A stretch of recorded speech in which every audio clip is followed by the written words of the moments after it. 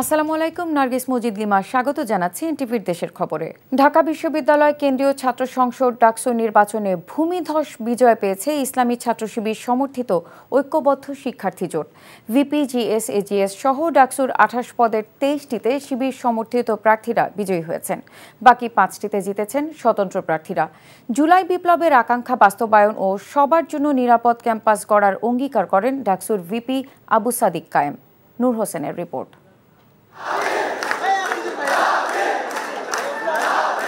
Vote গ্রহণ শেষে কয়েক ঘন্টার অপেক্ষার পর ঢাকা বিশ্ববিদ্যালয় সিনেট অডিটোরিয়ামে 38তম ডাকসু নির্বাচনের ফলাফল ঘোষণা করেন চিফ রিটার্নিং কর্মকর্তা। মুহুর্মুহু করতালি আর স্লোগানের মাধ্যমে ফলাফল ঘোষণা উদযাপন করেন ঢাকা বিশ্ববিদ্যালয়ের শিক্ষার্থীরা।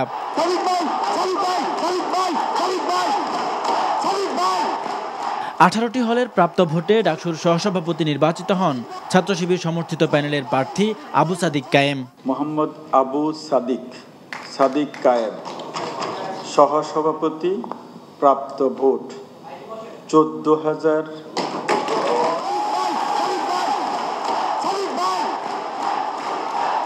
জিএস, এজিএস সহ 28 পদের 23টিতে ভূমিধস বিজয় পায় ছাত্র শিবিরের প্রার্থীরা।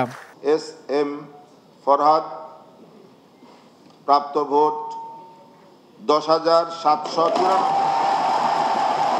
বিজয়ী ভাষণে ডাকসুর ভিপি আবু সাদিক কায়েম বলেন, এই বিজয়ের মধ্য দিয়ে জুলাইয়ের আকাঙ্ক্ষা বিজয়ী হয়েছে।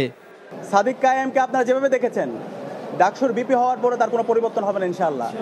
শিক্ষার্থীদের যে কোনো সমস্যা, ব্যক্তিগত সমস্যা, পারিবারিক সমস্যা, ক্যাম্পাসের বাইরে যে কোনো সমস্যায় তার পরিবার যেভাবে পাশে থাকে, আমরা ইনশাআল্লাহ কথা দিচ্ছি ঢাকা বিশ্ববিদ্যালয়ের প্রতি শিক্ষার্থীর পাশে আমরা আমাদের সবটুকু দিয়ে পাশে থাকবো ইনশাআল্লাহ।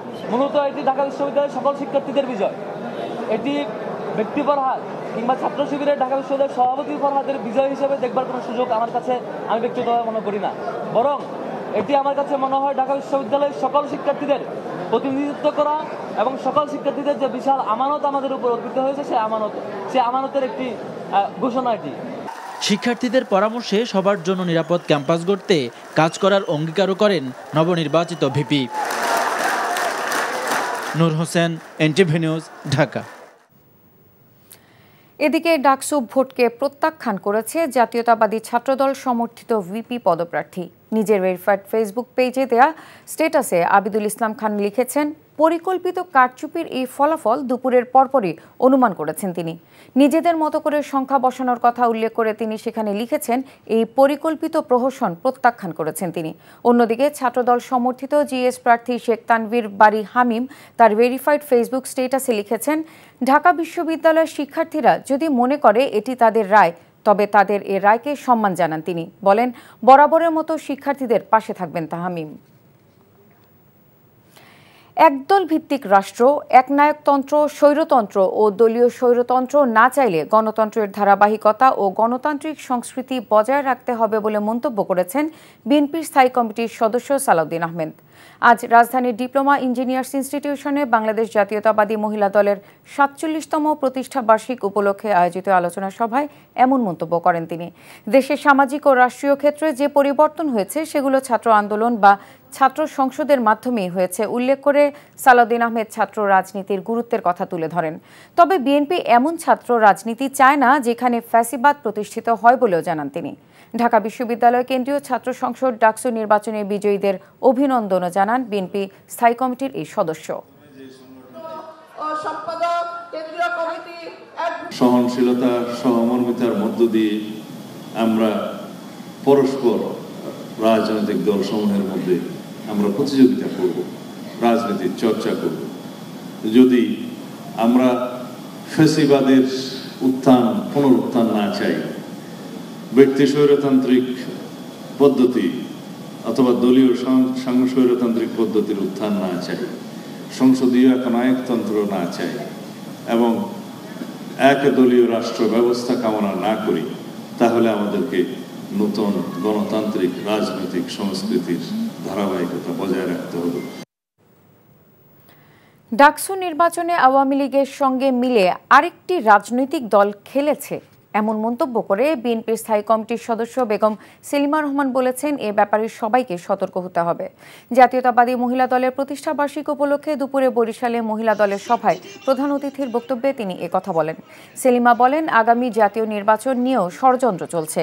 নির্বাচনে জয়ী হতে বিএনপির ভারপ্রাপ্ত চেয়ারম্যান তারেক রহমানের ৩১ দফা বাস্তবায়নে দলীয় নেতাকর্মীদের কাজ করার আহ্বান জানান তিনি। পরে মহিলা দলের উদ্যোগে দলীয় কার্যালয় থেকে একটি র্যালি বের করা হয়। অন্যদিকে র্যালি, আলোচনা সভা সহ নানা আয়োজনে ময়মনসিংহে পালিত হয়েছে মহিলা দলের ৪৭তম প্রতিষ্ঠা বার্ষিক। এ সময় বিএনপির যুগ্ম মহাসচিব সৈয়দ ইমরান সালেহ প্রিন্স বলেছেন, গভীর ষড়যন্ত্র প্রতিফলিত হয়েছে ডাকসু নির্বাচনের মাধ্যমে। দীর্ঘ ৩৩ বছর পর আগামীকাল অনুষ্ঠিত হতে যাচ্ছে বহুল প্রতীক্ষিত জাহাঙ্গীরনগর বিশ্ববিদ্যালয় কেন্দ্রীয় শিক্ষার্থী সংসদ জাকসু এবং হল সংসদ নির্বাচন। ইতিমধ্যে সব প্রস্তুতি সম্পন্ন করেছে নির্বাচন কমিশন। তার আগেই ভিপি পদে অমর্ত্য রায়ের প্রার্থিতা বাতিল নিয়ে মঙ্গলবার মধ্যরাতের পর উত্তপ্ত হয়ে ওঠে ক্যাম্পাস। উপাচার্য ও কমিশনারদের সাথে বাকযুদ্ধে লিপ্ত হন বামপন্থী শিক্ষার্থী ও সম্প্রীতির ঐক্য প্যানেলের সদস্যরা। আরও জানাচ্ছেন জাহিদুর রহমান। মঙ্গলবার রাতেই শেষ হয়েছে প্রচারণা। নির্বাচন আয়োজনের প্রস্তুতির মাঝেই রাত ৩টায় হঠাৎ ঘোলাটে হয়ে ওঠে পরিস্থিতি। অমর্ত্য রায়জনের প্রার্থিতা বাতিল নিয়ে নির্বাচন কমিশনের কার্যালয় ঘেরাও করে ভোর পর্যন্ত চলে হট্টগোল। বিশ্ববিদ্যালয় প্রশাসন যদি আগের মতো বা আইওয়াশমূলক কোনো একটা যদি জাকসু পাতানো নির্বাচন করতে চায়, আমি আসলে এই ক্ষেত্রে বিশ্ববিদ্যালয় প্রশাসনকে হুঁশিয়ার করে দিতে চাই, আগামীকাল যেন সুষ্ঠু, অবাধ একটি নিরপেক্ষ নির্বাচন হয়। ওএমআর পদ্ধতিতে হবে ভোট গ্রহণ। কেন্দ্রের নিরাপত্তায় থাকবে আনসার বাহিনী, বাইরে থাকবে ১২০০ পুলিশ সদস্য। ২১টি ভোট কেন্দ্রে থাকবে ২২৪টি বুথ। কেন্দ্রের নিরাপত্তা পর্যবেক্ষণে থাকছে ৮০টি সিসিটিভি ক্যামেরা। ২১ জন রিটার্নিং কর্মকর্তা, ৬৭ জন পোলিং কর্মকর্তা ও ৬৭ জন সহকারী পোলিং কর্মকর্তা নির্বাচনে নিয়োজিত থাকবেন। ভোট গ্রহণ করা হবে বৃহস্পতিবার সকাল ৯টা থেকে বিকেল ৫টা পর্যন্ত। দুজন প্রার্থী কমে ১১,৯৯৭ জন ভোটারের বিপরীতে জাকসুর ২৫টি পদে লড়ছেন ১৭৭ জন। যে ভোট গ্রহণ হবে সেটাকে সুন্দরভাবে আমরা এই কক্ষে বসে ২১টি হলে কি অ্যাক্টিভিটিস হচ্ছে বিভিন্ন মনিটরে প্রত্যেকটি হলের আমরা দেখার আশা রাখছি, ব্যবস্থা করা হচ্ছে। ভিপি পদে একজনের প্রার্থিতা বাতিল ছাড়াও ছাত্রদলের প্যানেলে জায়গা না পেয়ে জিএস পদের বিদ্রোহী প্রার্থী সৈয়দা অনন্যা ফারিয়া শেষ মুহূর্তে সরে দাঁড়িয়েছেন নির্বাচন থেকে। নির্বাচনে পূর্ণাঙ্গ ও আংশিক নিয়ে ৭টি প্যানেল অংশ নিলেও মূল প্রতিদ্বন্দ্বিতা হতে পারে ৫টি প্যানেলের মধ্যে। Zahidur Rahman, NTV news, Savar, Dhaka. এদিকে রাজশাহী বিশ্ববিদ্যালয় কেন্দ্রীয় ছাত্র সংসদ রাকসু, হল সংসদ ও সিনেট ছাত্র প্রতিনিধি নির্বাচনে খসড়া প্রার্থী তালিকা প্রকাশ আজ। বৃহস্পতিবার খসড়া প্রার্থী তালিকার আপত্তি গ্রহণ ও নিষ্পত্তি করবে রাকসু নির্বাচন কমিশন।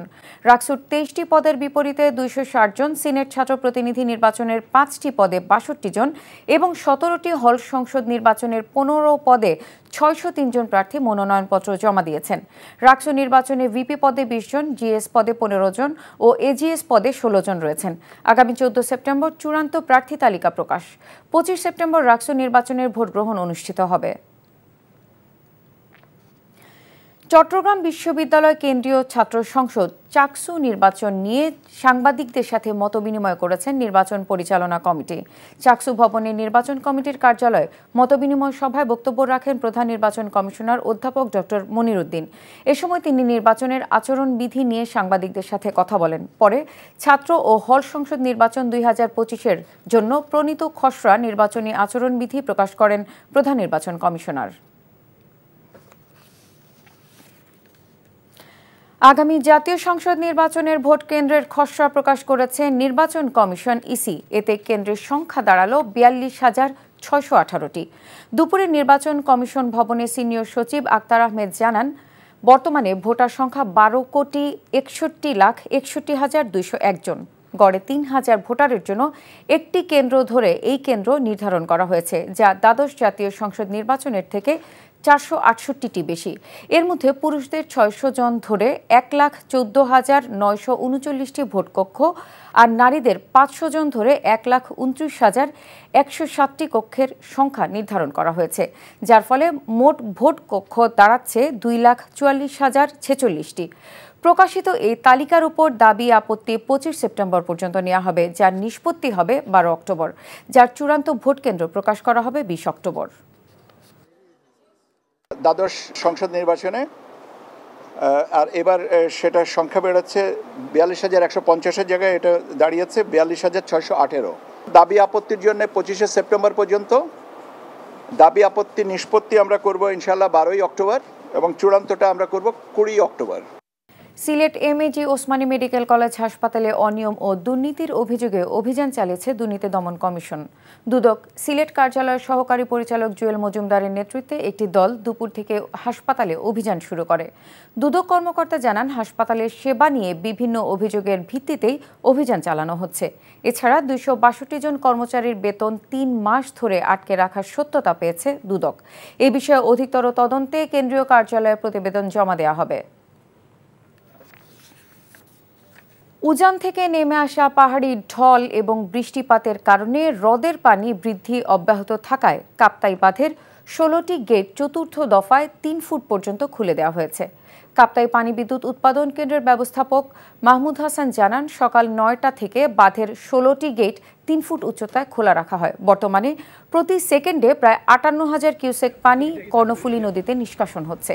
এদিকে 16টি জলকপাট দিয়ে 3 ফুট করে পানি ছাড়ায় কর্ণফুলী নদীতে প্রবল স্রোতের কারণে চন্দ্রঘোনা রাইখালী নৌরুটে ফেরি চলাচল বন্ধ রয়েছে। ফলে নদীর দুই পাশে যাত্রী সাধারণ চরম দুর্ভোগে পড়েছে।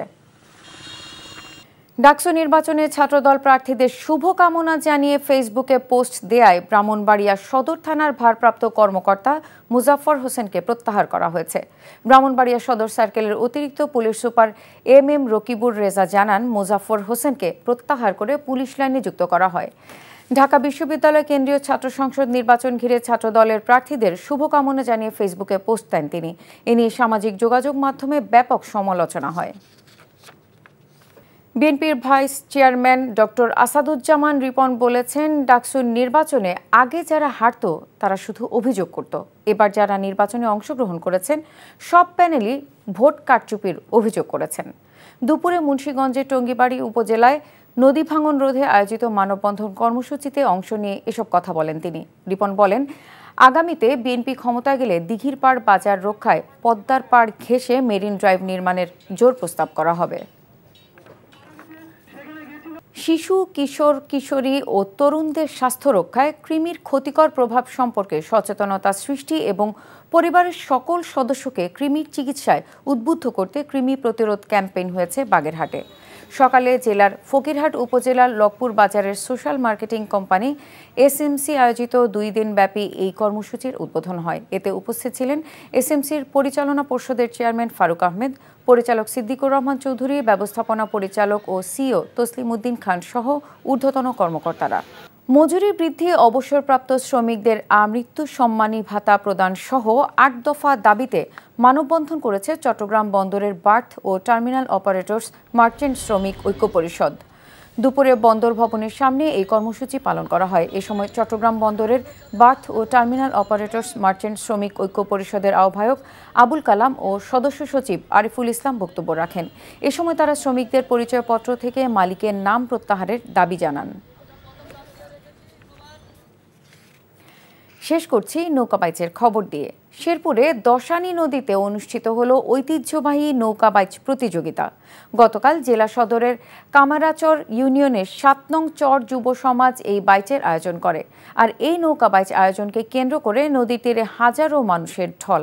এই নৌকাবাইচ প্রতিযোগিতায় শেরপুর জেলা শুধু নয়, নৌকাবাইচে যোগ দিয়েছেন জামালপুর এবং ময়মনসিংহ জেলার প্রতিযোগীরা।